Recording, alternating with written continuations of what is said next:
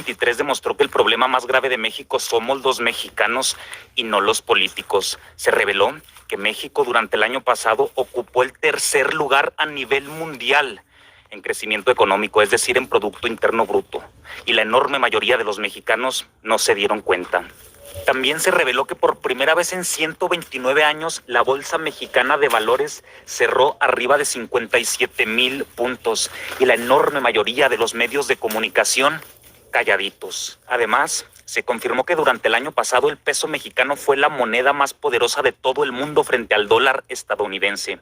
Y si tomamos en cuenta del 2018 al 2023, también el peso mexicano encabeza la lista a nivel mundial en ese rubro. Y la enorme mayoría de los mexicanos no se informaron al respecto. También en diciembre se confirmó el aumento histórico al salario mínimo para que llegara a 250 pesos. Con eso, México se ubicó en el primer lugar a nivel mundial en cuanto a la variación real del aumento al salario mínimo del 2018 al 2024. Todo esto tomando en cuenta la inflación y todas las personas de derecha calladitas. Otra noticia que la enorme mayoría de los mexicanos decidió callar es el aumento histórico de 4,800 pesos a 6,000 bimestrales en las pensiones para los adultos mayores en todo México. Pero la enorme mayoría de los medios de comunicación decidieron ocultar esa información. También en diciembre se inauguraron las 2 primeras etapas del Tren Maya, pero la enorme mayoría, incluso de las personas de izquierda, decidimos no compartir esa información, no comentar al respecto. Pareciera que ya nos cansamos o nos aburrimos de tener un gobierno que cumple su palabra.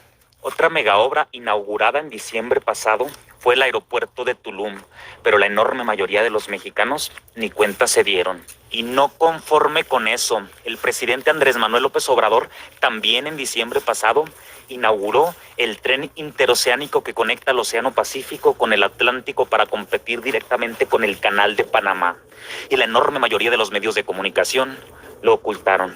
Y la gran mayoría de los mexicanos lo ignoraron.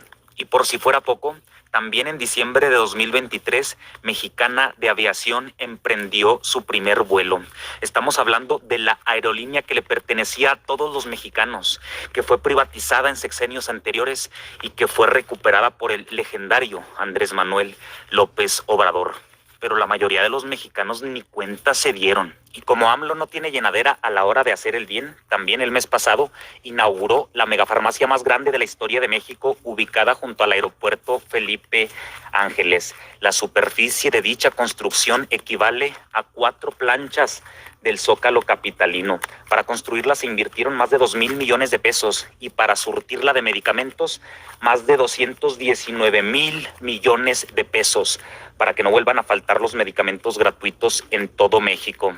Pero la mayoría de los mexicanos ni cuenta, ¿eh? Además, se confirmó que nuestro país rompió el récord de empleo formal hablando de toda su historia. Y Loret de Mola, calladito.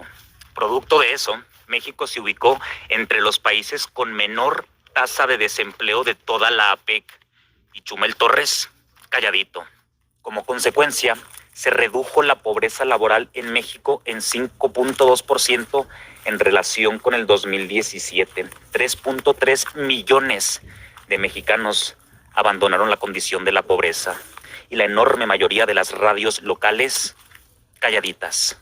Gracias a esos factores, México escaló 4 posiciones y ahora ocupa el lugar 12 entre las economías del mundo. Pero la mayoría de los mexicanos no lo saben. También callaron la mayoría de los medios de comunicación y los mexicanos ante la siguiente noticia. La Marina rompe récord anual en decomiso de drogas durante el sexenio de AMLO, pero casi nadie lo sabe. Por último, pero no menos importante, las reservas internacionales de México siguen creciendo. Ya nos ubicamos como el segundo país dentro del continente americano con más reservas internacionales, pero la enorme mayoría de los mexicanos lo ignoran. Y yo me pregunto, ¿pues qué a los mexicanos no les da gusto?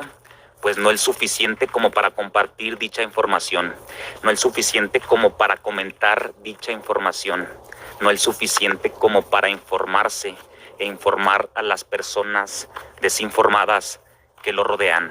Y esto se debe a que manipularon a la tercera parte de los mexicanos para que odiaran a AMLO.